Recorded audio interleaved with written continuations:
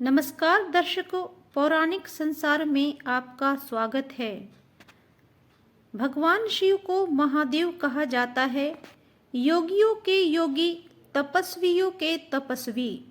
वे सृष्टि के संहार करता है। परंतु क्या आप जानते हैं कि एक बार उनके क्रोध का शिकार स्वयं कामदेव भी हो गए थे। यह कथा शिव जी की गहरी तपस्या, कामदेव के साहस और उनके भस्म होने की अनोखी कहानी है। और इस कथा का संबंध होली से भी है। तो आइए जानते हैं कि भगवान शिव और कामदेव की पौराणिक कथा। देवताओं और असुरों के बीच निरंतर युद्ध चलता रहता था।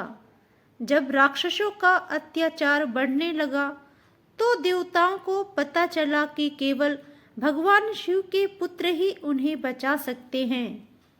लेकिन समस्या यह थी कि माता सती के देह त्याग के बाद शिवजी गहरी समाधि में लीन थे और किसी की भी ओर ध्यान नहीं दे रहे थे। देवताओं ने सोचा कि अगर भगवान शिव का विवाह देवी पार्वती से हो जाए तो उनके पुत्र ही भविष्य में असुरों का संहार करेंगे। परंतु शिवजी की समाधि को भंग करना असंभव था। इसीलिए देवताओं ने प्रेम के देवता कामदेव से सहायता मांगी। कामदेव को यह भली भांति ज्ञात था कि अगर उनकी योजना असफल हुई तो भगवान शिव का क्रोध भयंकर हो सकता है। कामदेव को यह भली भांति ज्ञात था कि अगर उनकी योजना असफल हुई तो भगवान शिव का क्रोध भयंकर हो सकता है। फिर भी धर्म की रक्षा के लिए उन्होंने यह कठिन कार्य स्वीकार कर लिया। बसंत ऋतु का आगमन हुआ। वातावरण सुगंधित पुष्पों से भर गया।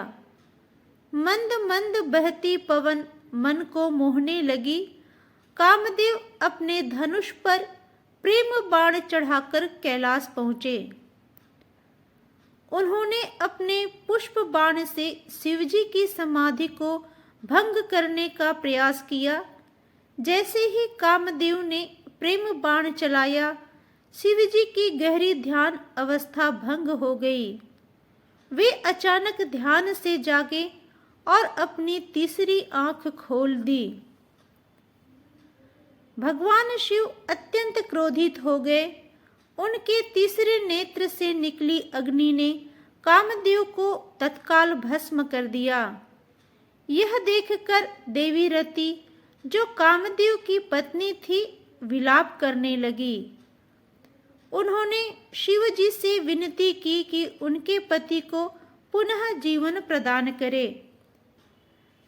शिवजी ने अपनी दयालुता दिखाते हुए कहा कि कामदेव अब शरीर रूप में नहीं बल्कि अनंग के रूप में जीवित रहेंगे, यानी वे बिना शरीर के ही संसार में प्रेम का संचार करेंगे। तो आपने देखा दर्शकों, यह कथा हमें यह सिखाती है कि प्रेम शक्ति भी है और परीक्षा भी। कामदेव ने धर्म की रक्षा के लिए अपने जीवन का बलिदान कर दिया और भगवान शिव ने भी करुणा दिखाते हुए उन्हें सूक्ष्म रूप में अमर कर दिया। कामदेव की पत्नी रति की आराधना प्रार्थना से प्रसन्न होकर शिव जी कामदेव को जीवित कर दिया। साथ ही उन्हें नया नाम दिया मनसेज। जिस दिन शिव जी ने कामदेव को जीवित किया उस दिन फागुन पूर्णिमा ही थी। जब कामदेव फिर से जीवित हुए तो नए सृजन के लिए प्रेरणा जगाते हुए उन्होंने उत्सव मनाया। इसीलिए भी होली का उत्सव मनाया गया। इसीलिए कई स्थानों पर होली के दिन कामदेव की पूजा की जाती है।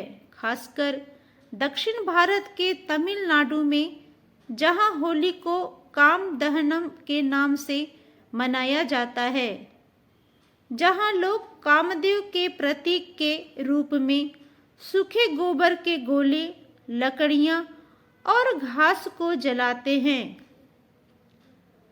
कई स्थानों पर कामदेव और रति देवी की भी पूजा की जाती है, इसीलिए इसे प्रेम और समर्पण का भी पर्व माना जाता है।